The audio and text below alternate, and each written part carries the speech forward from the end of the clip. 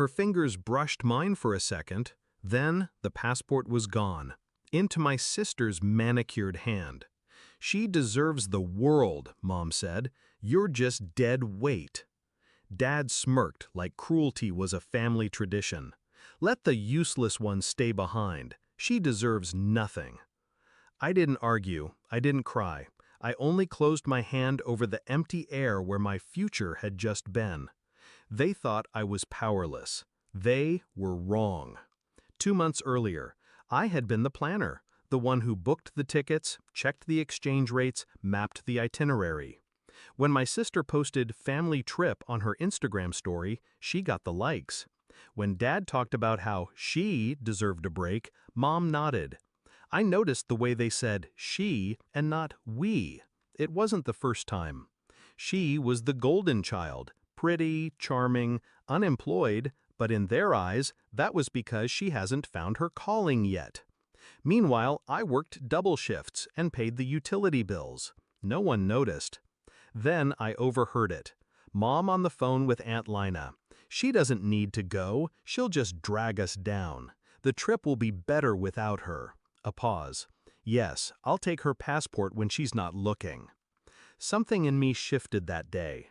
Not rage, not despair, just calculation. I started small. First, I handled the booking accounts, changed the airline passwords, printed the travel insurance documents in my name only. No one noticed. They never asked questions if I was the one handling boring details. Then I applied for a travel rewards credit card, in Dad's name. I had his ID from the time he told me to just pay the bills online for me.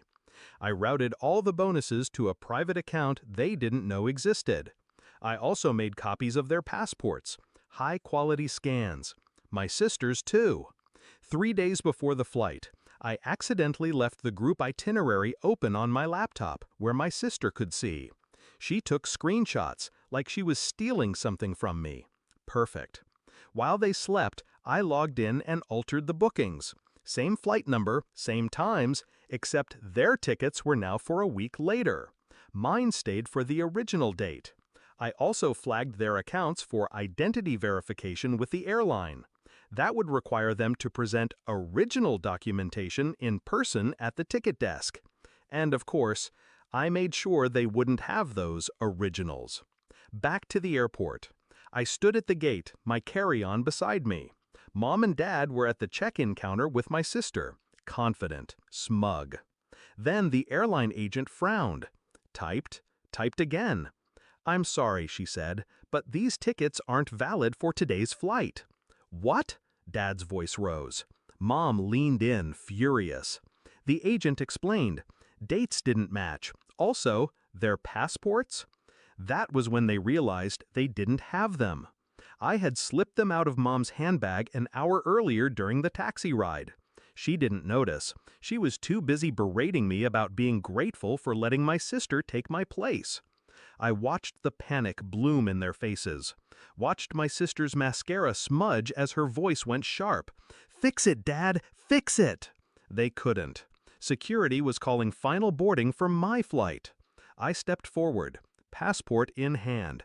My passport. Mom turned, eyes wide. You had it all along?" "I earned it," I said. Calm, cold. Dad tried to grab my arm. "You can't leave." I looked him in the eye. "You're right. I can't leave you. But you're staying." The agent scanned my boarding pass. The beep was the sweetest sound I'd ever heard. Somewhere over the ocean, my phone buzzed. 20 missed calls from Mom, 32 from Dad, 44 from my sister. The voicemails were chaos, yelling, bargaining, sobbing. I smiled. I turned on airplane mode.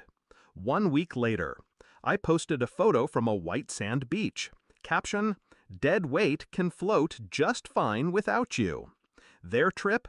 Canceled. Too many security complications after the passport fiasco. Their travel funds had also mysteriously disappeared into fraudulent charges they now had to dispute.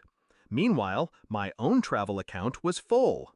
They taught me my worth by trying to take it away. I taught them what happens when you mistake silence for weakness. I didn't steal their trip, I just reclaimed mine. And standing under that sun, miles away from them, I realized justice doesn't always come in courtrooms. Sometimes it comes at the boarding gate.